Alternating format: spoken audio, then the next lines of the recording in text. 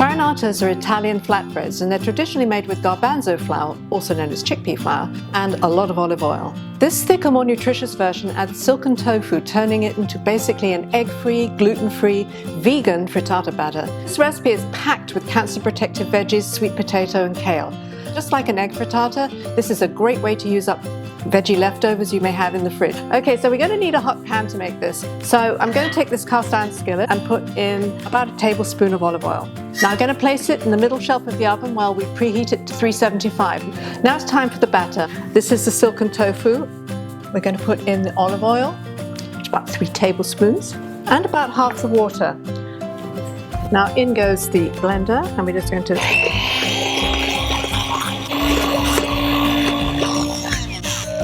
Great, as you can see, this has kind of the froth of eggs. Now this is the garbanzo flour. We've got about a cup here. We're going to put in a pinch of salt, a teaspoon of baking powder. This will lighten the batter. And for some savory, smoky umami, smoked paprika.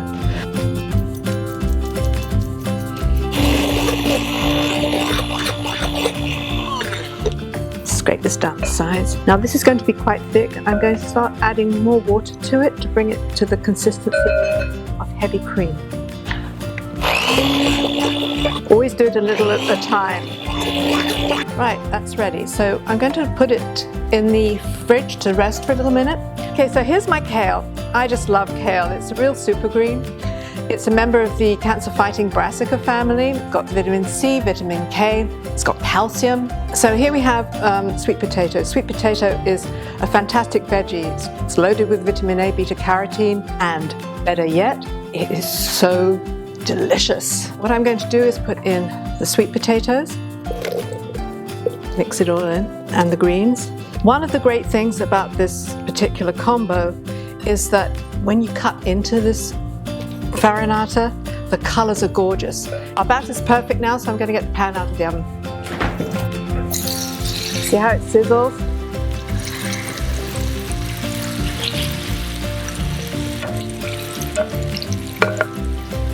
Okay, now back to the oven with it, and it's going to bake for 40 to 45 minutes. Oh, look how golden and gorgeous it is. While my Farinata is cooling, I'm going to sprinkle on some shelled sunflower seeds. I just love them. They add some more protein to it. I'm going to cut a nice wedge out here.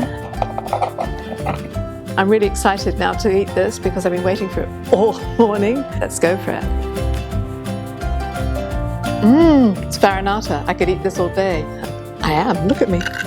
Scrumptiously delicious.